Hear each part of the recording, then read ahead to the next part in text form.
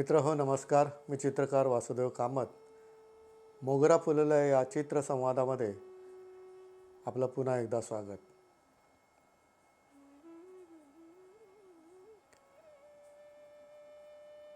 काही वेळा वेगवेगळ्या सिरीजमध्ये जे काही काम केलेलं असतं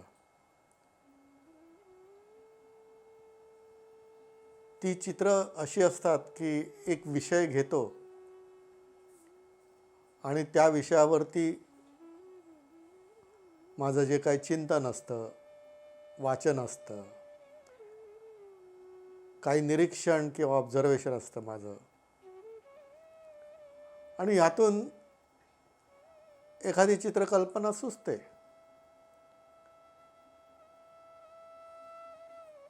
प्रदर्शनाच्या निमित्ताने एक 25-30 चित्र करणं हे क्रमपात्र असतं, कारण आर्ट गॅलरीमध्ये जी काही चित्र लावायची असतात त्याची एक संख्या मर्यादित असते. परंतु एखाद्या सिरीजवरती प्रदर्शन केलं म्हणून ती सिरीज त्या प्रदर्शनानंतर संपते असं नाही. जसं मर्यादा पुरुषोत्तम केलं, परंतु त्यानंतरही मला अनेक चित्रविषय सुचले आहेत आणि त्याप्रमाणे मी करत असतो. तसंच मदर अँड चाइल्ड या विषयावरती मी काम केलं.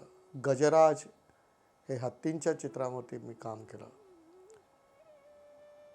आणि असं ज्यावेळी आपण एखादा विषय घेऊन दीर्घकाळ काम करतो त्यावेळी त्या एकंदरीत चित्रविषयांची खोली ही अशी आपल्या मनामध्ये कार्यरत असते की नवीन कल्पना सुचते आणि मग त्याप्रमाणे चित्र करावं असं वाटतं.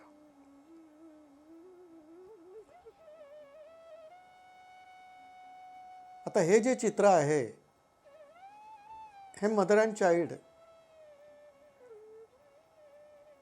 या विषयाला धरून आहे.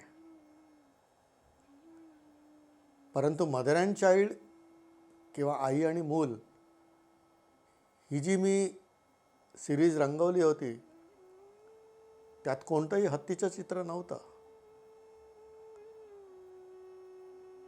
परंतु गजराज ही जी मी मालिका केली होती 2006 साली, त्याचा जो इम्पॅक्ट आहे किंवा प्रभाव आहे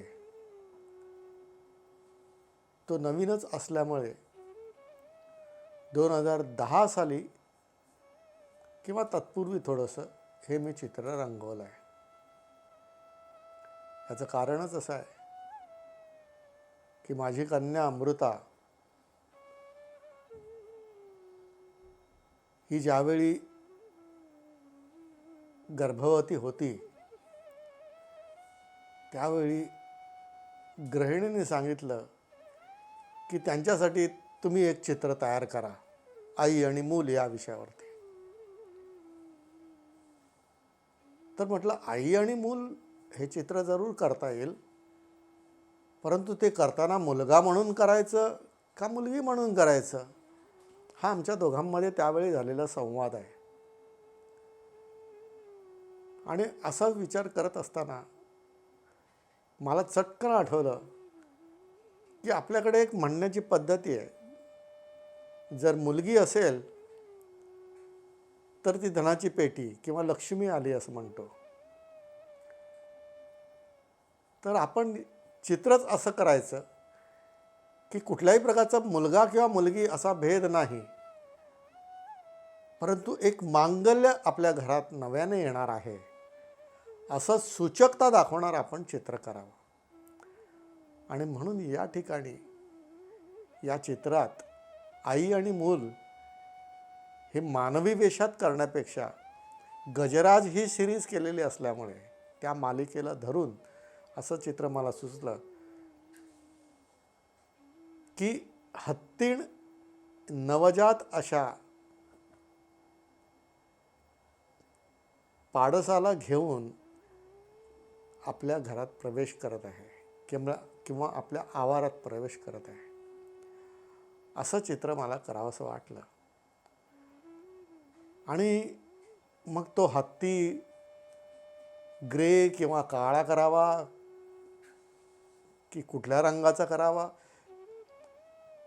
हे स्केच करताना सुचत नाही, परंतु चित्र रंगवायला ज्यावेळी जातो ना त्यावेळी आपलाच विचार हा एक आणखीन वेगळी वेगळी अशी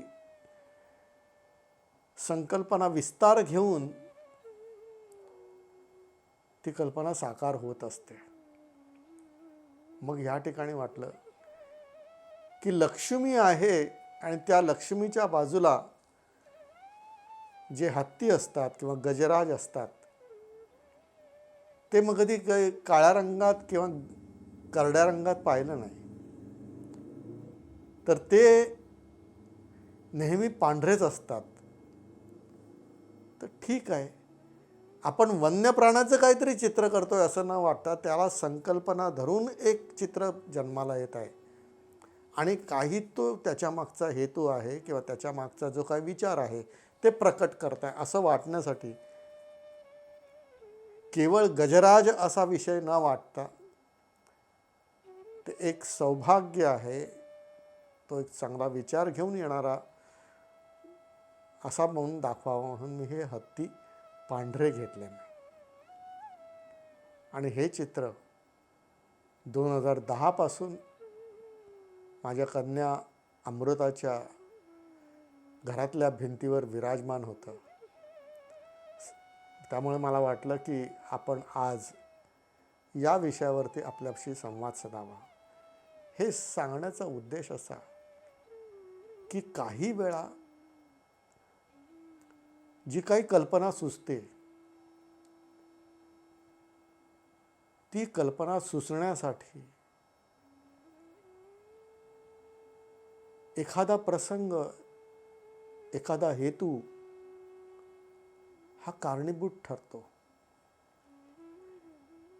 कधी कधी असं असतं की कोणीतरी व्यक्ती आपल्याकडे एक अशी इच्छा प्रकट करतं की मला असं असं चित्र करून पाहिजे. मी फक्त माझ्याच विचाराची कामं करत असतो. मी कुठल्याही प्रकारचं कमिशन वर्क करत नाही. त्याला थोडीशी व्यावसायिकता आणि प्रोफेशनलिझम यायला लागतो.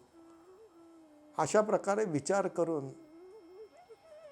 केवळ आपल्या मनातलंच चित्रनिर्मिती करण्यापेक्षा दुसऱ्याच्या मनात असलेली कल्पना ती समजून ते चित्र आपणच आपल्यासाठी करत असल्यासारखं चित्र तयार करणं हे सुद्धा एक आव्हान असतं. मला वाटलं म्हणून केलं हे जितकं महत्त्वाचं आहे तसं तुम्हाला काय वाटलं, तुम्हाला काय हवं आहे ते जाणून ती अपेक्षा पूर्ण करणं हा सुद्धा एक सदहेतू असतो. आणि त्या सदहेतूने चित्र कसं जन्माला येतं हे दाखवण्याचा, ते सांगण्याचा प्रयत्न या चित्राद्वारे मी आपल्याशी केलेला आहे. अशाच काही चित्रांबरोबर की जी मी काही प्रोफेशनल हेतूने किंवा दुसऱ्यांच्या सांगण्याच्या अपेक्षेनुसार चित्रनिर्मिती करत असतो, असे काही चित्र घेऊन मी आपल्याशी पुन्हा एकदा संवाद साधेन. नमस्कार.